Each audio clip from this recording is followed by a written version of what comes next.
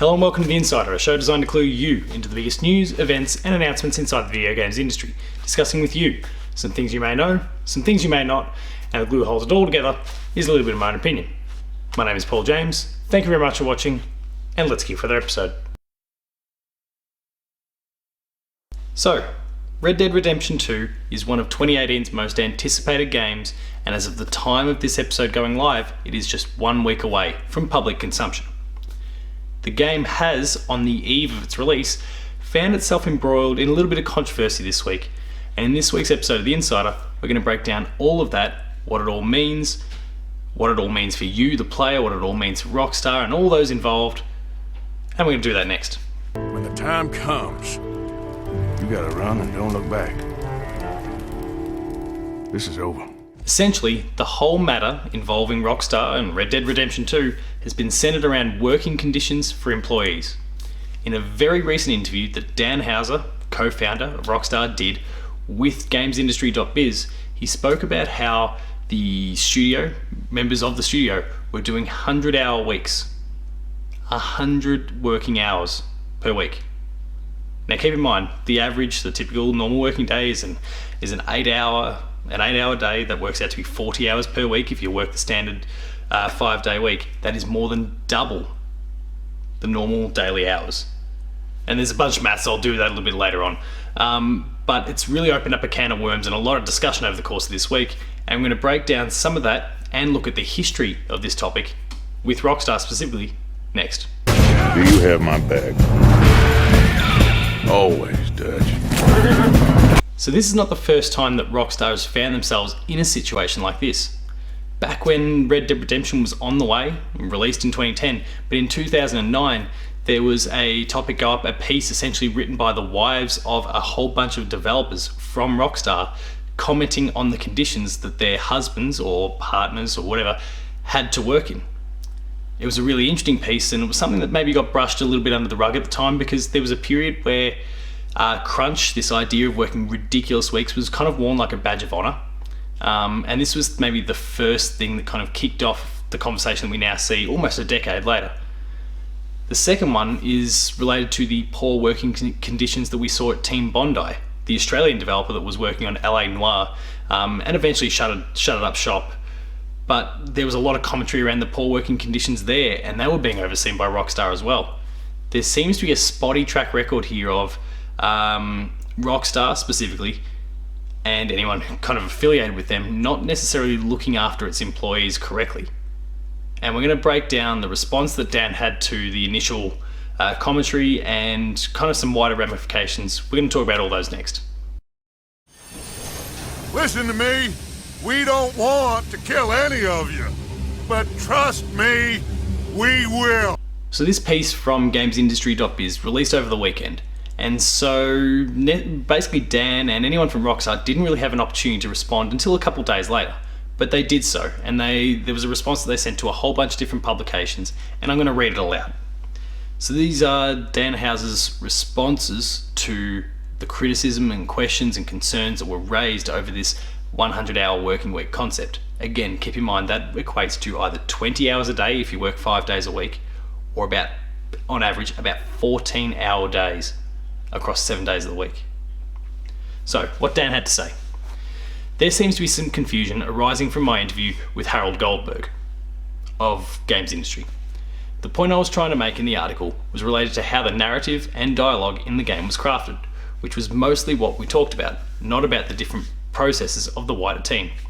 After working on the game for 7 years, the senior writing team, which consists of 4 people, Mike Unsworth, Rupert Humphreys, Laszlo and myself, had, as we always do, 3 weeks of intense work when we wrapped everything up.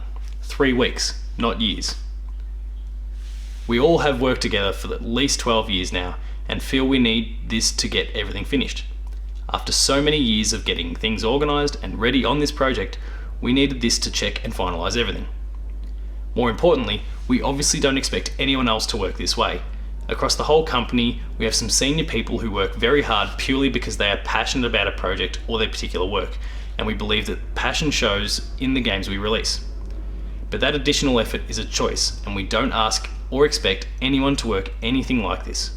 Lots of other senior people work in an entirely different way, and that's just as productive. I'm just not one of them. No one, senior or junior, is ever forced to work hard. I believe we go to great lengths to run a business that cares about its people and to make the company a great place for them to work. That was Dan's response, and the general reception to that has been far more positive than the initial comments themselves, but it still raises some questions, and I'm going to discuss all of those in our last segment today. Next. Good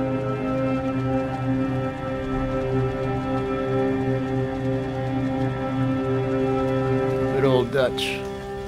My best friend. You know how we met? Pair of hucksters trying to rob each other. Back in 78 or thereabouts. So there's a couple little points from Dan's response and the overall conversation that we kind of need to look at. I've spoken about how crunch has been often, for many, many years, decades even, been looked at as like a badge of honor.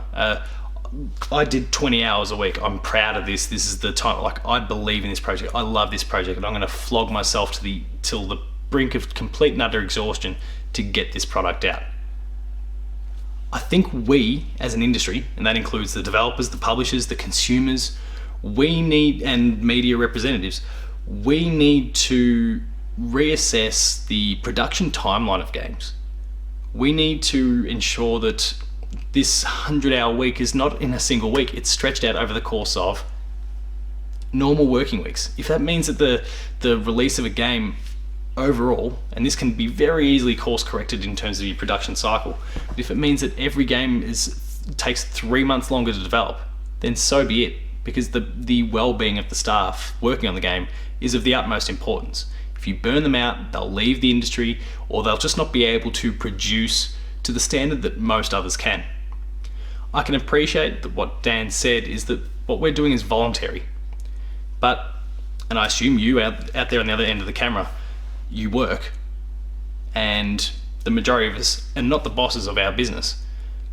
But if we go to walk out the door and we see that our boss or our manager or whatever the case may be is still busy at work, I don't know about you, but for a lot of people, there's a thing in the back of your head that's going, maybe I shouldn't be leaving yet. Like, if the boss is still going, I better at least wait until he or she's gone as well.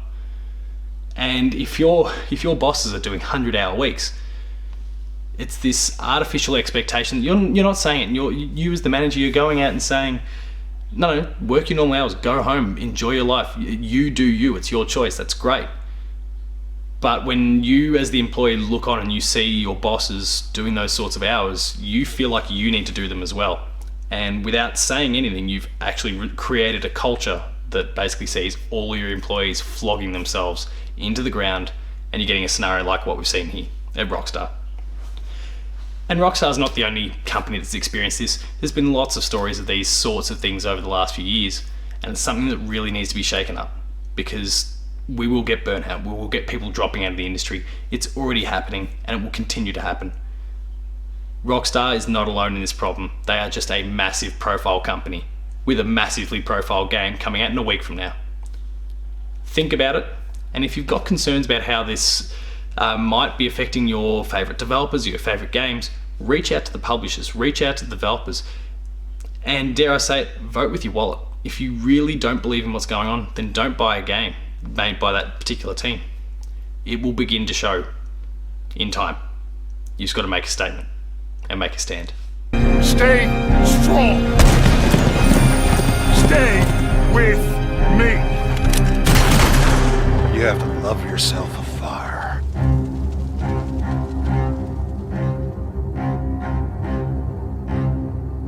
So that concludes another episode of The Insider.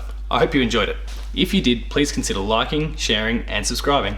All those buttons are down below here, and hit that notification bell. That way you're alerted to every video the moment it goes live on the channel. That includes Patched, The Insider, Player 2 Plays, The Late Game Review, Gamer School, and a whole lot more. There is some awesome content on our channel, so please be sure to go and check it out. For written content, please visit the website, player2.net.au, where you'll find reviews, previews, opinion pieces, links to all those videos, the Player 2 Writer's Draft, and a whole lot more. There is some awesome content there, so please be sure to go and check it out. We're also on Patreon, patreon.com/player2au, and consider kicking in a few dollars. At the lower tiers, you'll get early access to episodes such as this and Patched and several others. At the higher tiers, you get monthly episode exclusives and the ability to join us in the monthly Player 2 podcast. We'd love to hear your voice on the show. Consider pledging at that tier. You're helping the Player 2 dream to grow. For rolling updates, you can find me at PaulJamesP2 on Twitter, the website you'll find at Player2AU on Twitter, and until next time, that is the whole crunch at Rockstar situation all wrapped up. The game is out next week. Do what you will. It's going to be a great game regardless, I think. Thank you very much for watching, and I'll see you next time.